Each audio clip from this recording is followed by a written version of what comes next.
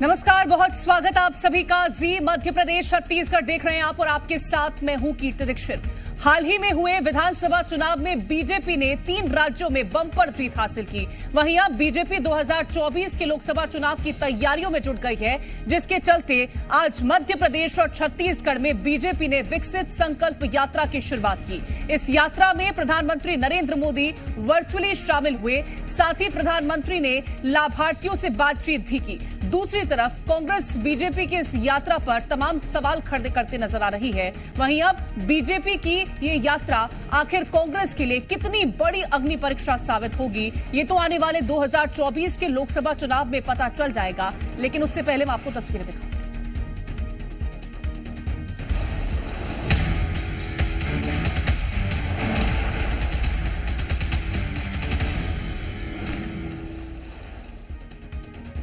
देश में मध्य प्रदेश और छत्तीसगढ़ समेत 5 राज्यों के विधानसभा चुनाव संपन्न हो चुके हैं, जहां हिंदी पट्टी के 3 राज्यों में बीजेपी ने जोरदार वापसी करते हुए अपनी सरकार बना ली है। हालांकि बीजेपी इस जीत के बाद अब लोकसभा चुनाव को लेकर तैयारियों में जुट गई है। साल के 365 दिन चुनावी मोड में रहने वाली बीजेपी ने आज से विकसित भारत संकल्प यात्रा की शुरुआत की, जिसके जरिए बीजेपी लोकसभा चुनाव से पहले जन जन तक पहुंचने की कोशिश करेगी। रिपोर्ट देखिए।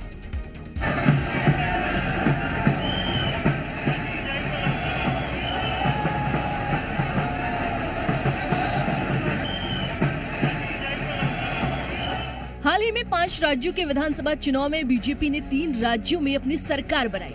इसमें मध्य प्रदेश और छत्तीसगढ़ भी शामिल है। दोनों राज्यों में बीजेपी ने नया सीएम बनाया। वहीं आज का दिन भी दोनों राज्यों के लिए काफी ज्यादा अहम रहा, क्योंकि आज से भारत सरकार की विकसित भारत संकल्प यात्रा की शुरुआत मध्य प्रदेश और छत्तीसगढ़ में हुई। इसकी शुरुआत देश के प्रधानमंत्री नरेंद्र मोदी ने वीडियो कॉन्फ्रेंसिंग के जरिए की।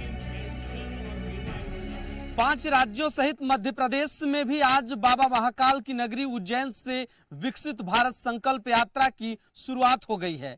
इसे लेकर अब मध्य प्रदेश में सियासत भी शुरू हो गई। विपक्ष का कहना है कि भारतीय जनता पार्टी लोकसभा चुनाव को लेकर सियासी जमीन तलाश रही है, तो वहीं राजनीतिक विश्लेषकों का कहना है कि 24 के लिहाज से संकल्प यात्रा बेहद महत्वपूर्ण है। लेकिन बड़ा सवाल यही है कि संकल्प यात्रा के जरिए जनता को कितनी योजनाओं का लाभ मिलता है, कितनी व्यक्तियों को लाभ मिलता है, ये देखना होगा। सबसे पहले बात मध्य प्रदेश की करते हैं। उज्जैन से आज विकसित भारत संकल्प यात्रा की शुरुआत हुई। इसका शुभारंभ प्रदेश के नए सीएम डॉक्टर मोहन यादव ने किया, जबकि पीएम मोदी ने वीडियो कॉन्फ्रेंसिंग के जरिए जुड़कर वर्चुअल यात्रा की शुरुआत की और कार्यक्रम को संबोधित किया।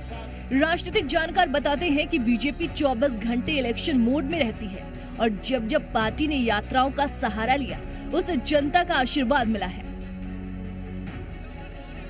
देखिए, जहाँ तक विकसित भारत यात्रा का जो प्रश्न है, उसमें एक तो केंद्र सरकार की योजनाओं का, राज्य सरकार की योजनाओं को अब आम जनता के बीच में पहुंचाने का प्रयास होगा।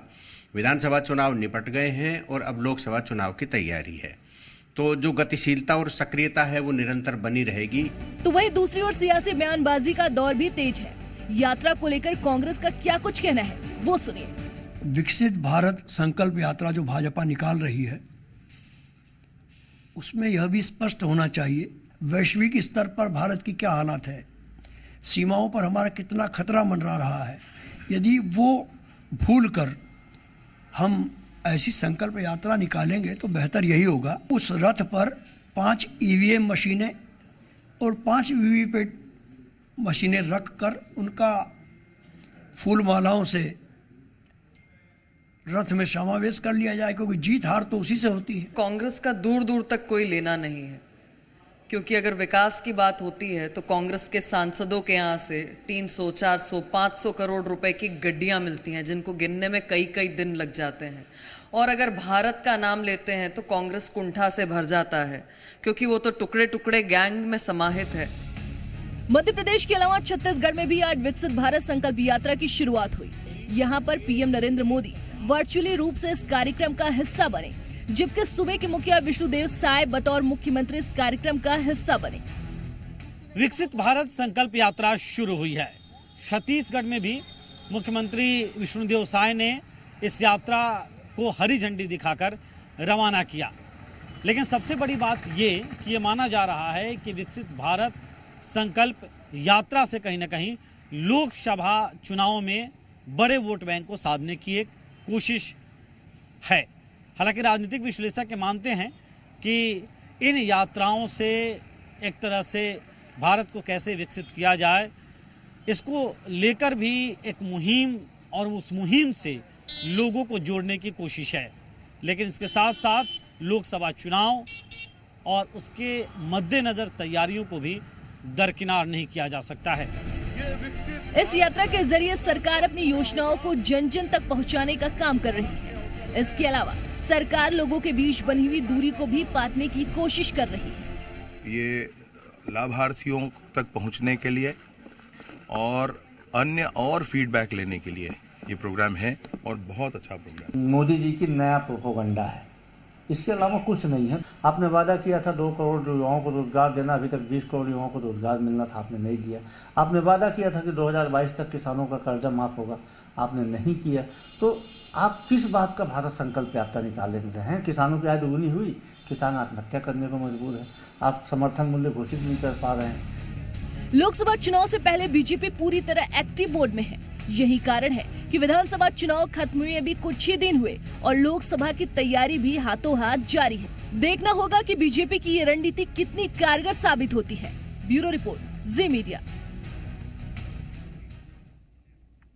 तो पहले आपको बता देते हैं कि बीजेपी को मध्य प्रदेश में उसकी जन आशीर्वाद यात्रा का फायदा मिला।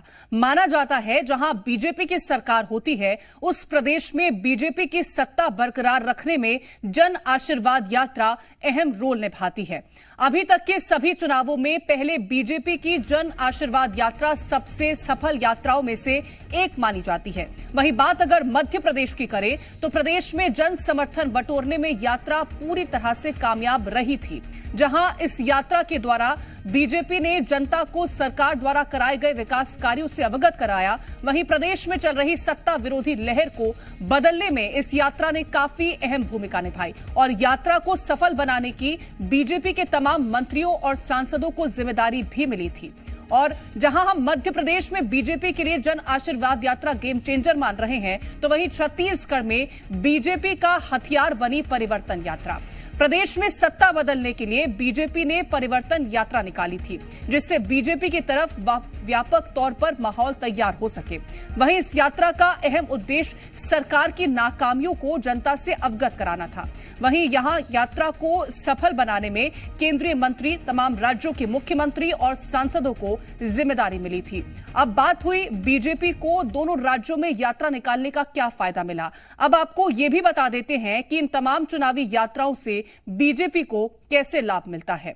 लोकसभा चुनाव को लेकर या फिर विधानसभा चुनाव से पहले बीजेपी के लिए ये यात्राएं हमेशा ही गेम चेंजर साबित हुई हैं। वहीं बीजेपी की जन आशीर्वाद यात्रा और परिवर्तन यात्रा ज्यादातर सफल साबित हुई हैं। जहां बीजेपी के लिए ये यात्राएं जनता से जुड़ने का सबसे आसान तरीका है, तो वहीं इन यात्राओं से बीजेपी के पक्ष में एक व्यापक माहौल तैयार होता है। बीजेपी अपनी तमाम यात्राओं में मंत्री और सांसदों को जमीन पर उतारकर उनको इन यात्राओं की जिम्मेदारी देती है। तो किस तरह से बीजेपी चुनाव के लिए तैयारी करती है और कैसे यात्राओं के जरिए माहौल बदलने की कोशिश करती है, ये हमने आपको जानकारी दी है। अब चर्चा करने के लिए हमारे संवाददाता प्रमोद शर्मा भोपाल से जुड़ गए हैं। प्रमोद, बीजेपी हमेशा ये कहती नजर आई है कि हम एक चुनाव खत्म होते ही दूसरे चुनाव की तैयारियों में जुट जाते हैं, और वो तस्वीरें आज हमने देखी हैं जब आज से भारत संकल्प यात्रा की शुरुआत हो गई।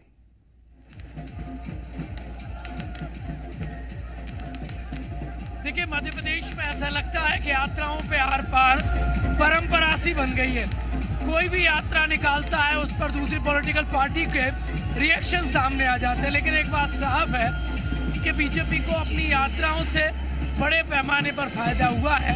ये पिछले कुछ सालों का ट्रैक रिकॉर्ड उठाकर हम देख लें यदि तो देखिए, एमपी में बहुत सारी यात्राएं निकाली गई, चाहे वो रथ यात्राओं से रिलेटेड हो या फिर इलेक्शन से पहले हो या फिर इलेक्शन के बाद हो या फिर इलेक्शन से 6 माह पहले हो।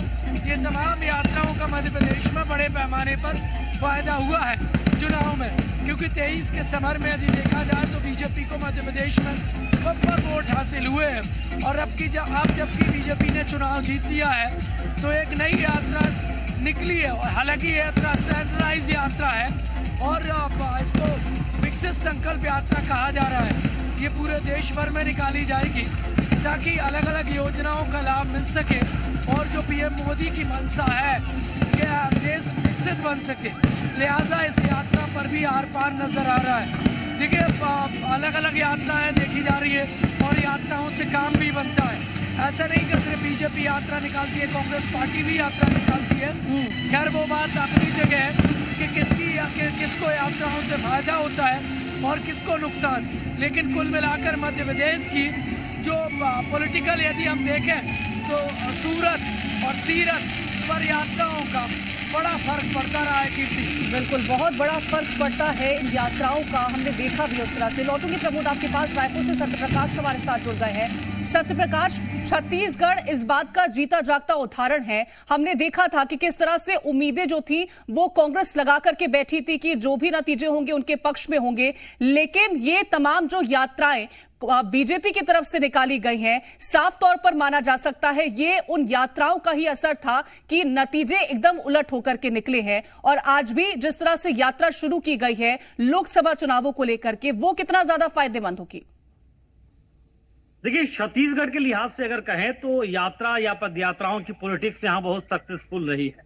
हालांकि ये जरूर है कि 2018 में सरकार में आने के बाद कांग्रेस पार्टी जो है वो जिस तरह से यात्रा विपक्ष में रहती हुई करती दिखाई दी थी और ये कहा जाता रहा कि 2018 में अगर कांग्रेस सत्ता में आई तो उसमें उसकी पदयात्राओं का भी बड़ा रोल था। लेकिन अभी जब विधानसभा चुनाव 2023 हुआ उस समय उस तरह से पदयात्राएं करती हुई कांग्रेस के नेता नहीं दिखाई दिए और कहीं ना कहीं हार की तमाम वजहों में मुझे लगता है जब राजनीतिक विश्लेषक इसकी समीक्षा करते हैं कांग्रेस की तो एक ये वजह हो सकती है। लेकिन भाजपा के लिहाज से अगर हम कहें तो भाजपा के नेता जो है वो कई सारी यात्राएं निकालते हुए विपक्ष में दिखाई दिए। छत्तीसगढ़ में अगर हम बात करें तो एक तो बदलबो का नारा था और दूसरा विजय संकल्प रैली हो ही रही थी और इसके साथ साथ एक अलग परिवर्तन यात्रा जो है वो निकल रही थी। भाजपा की प्रदेश अध्यक्ष अरुण साव से लेकर बाकी जो तमाम नेता थे वो अलग अलग क्षेत्रों से निकले और उसके बाद एक साथ प्रधानमंत्री नरेंद्र मोदी की सभा हुई और उसका समापन हुआ। तो छत्तीसगढ़ में बेहद सक्सेसफुल रहा है। अब आज के अगर कार्यक्रम की बात करें जिस तरह से ये यात्रा निकल रही है इसमें कोई दो राय नहीं कि लोकसभा चुनाव सामने है और उससे पहले जब यात्राएं निकल रही है, हालांकि केंद्र सरकार की जो योजनाएं हैं उन तमाम योजनाओं का लाभ किस तरह से मिल रहा है या किस तरह से दिया जा रहा है या नहीं मिल रहा है तो किस तरह से दिया जाए, ये इसका मोटिव है। लेकिन राजनीतिक विश्लेषक ऐसा मानते हैं कि लोकसभा चुनाव के मद्देनजर भी कहीं ना कहीं राजनीतिक तौर पर इसे देखा जा सकता है और उससे पहले कि ये यात्रा कहीं ना कहीं एक बड़ा मैसेज भी और लोगों से कनेक्ट करने की भाजपा की कोशिश के तौर पर दिखाई दे रही है। बिल्कुल, भाजपा की लोगों से कनेक्ट करने के तौर पर यह कोशिश नजर आ रही है। लौटूंगी आपके पास सत्यप्रकाश, एक बार फिर से प्रमोद का रुख करना चाहूंगी। प्रमोद, हमने देखा था जब प्रधानमंत्री नरेंद्र मोदी की रैली इंदौर में गुजरी थी उस वक्त जिस तरह का जन सैलाब था उसने बहुत कुछ बयां कर दिया था और उसके बाद नतीजों ने भी वो बयां करा। अब जिस तरह से ये विकसित भारत संकल्प यात्रा की शुरुआत आज से हुई है ये कितना ज्यादा इंपैक्ट करेगी? क्योंकि 28 सीटें ऑलरेडी हम बात करते हैं लोकसभा की तो बीजेपी के पास है, एक सीट है, लेकिन उसके लिए भी इतनी ज्यादा तैयारी बीजेपी ने की है।